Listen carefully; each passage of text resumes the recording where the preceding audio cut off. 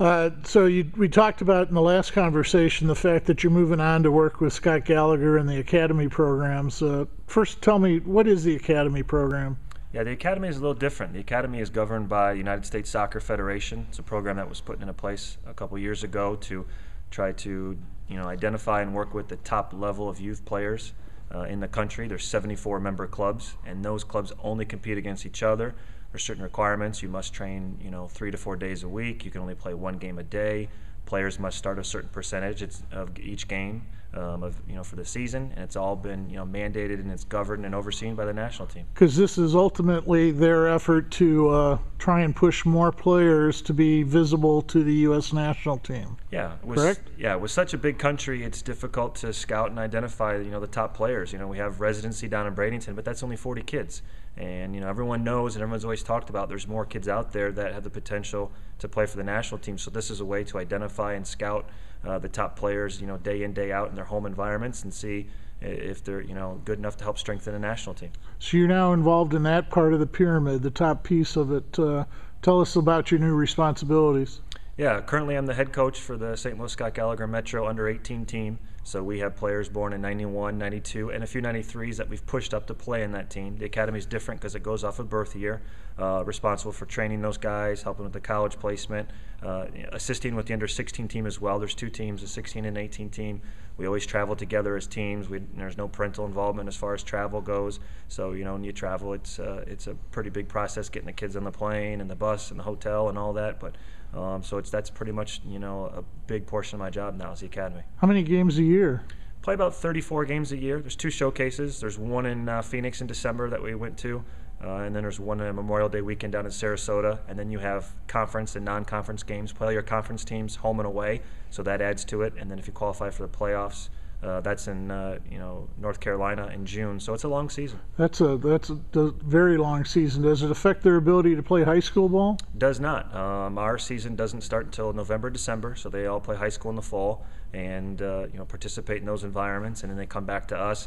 And the great thing is we've had 6 weeks where we've done nothing but train. We haven't had to worry about trying to get ready for a showcase or go win a game.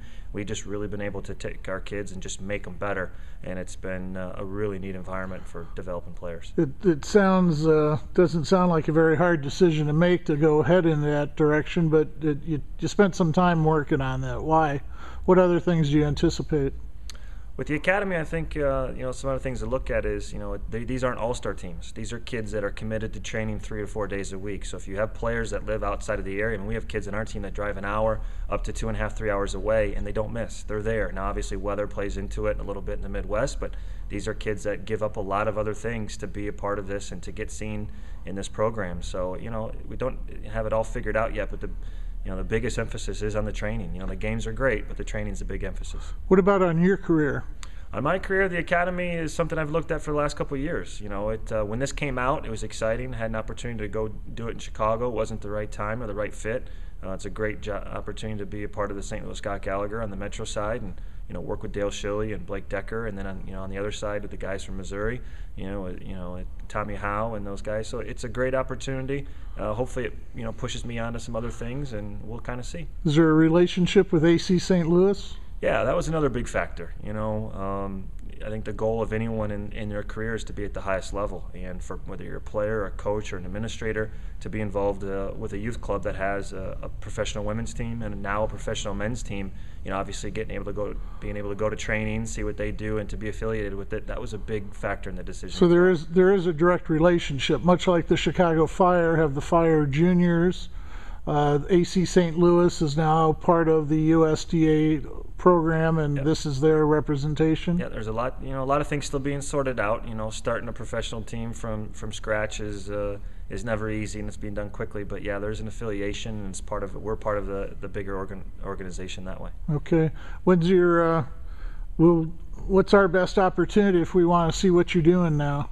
Unless you want to go to Chicago or Colorado in the next couple weekends, it'd have to be in St. Louis. We typically play on the weekends. I think March 6th and 7th is our next round. We do have some games in April where we partner up with the Gallagher, Missouri guys and play back-to-back with them, and that's a pretty neat thing. You get to see all the kids from both sides of the academy and the club. So 32 games home and away. There's at least 16 home games, and we just need to get up to St. Louis to check those out. Yeah. Okay, well, I can guarantee that I'll be out there at least once this year. I'm interested in seeing how it plays out. Best of luck, Jeremy. I appreciate it. Thank you for everything.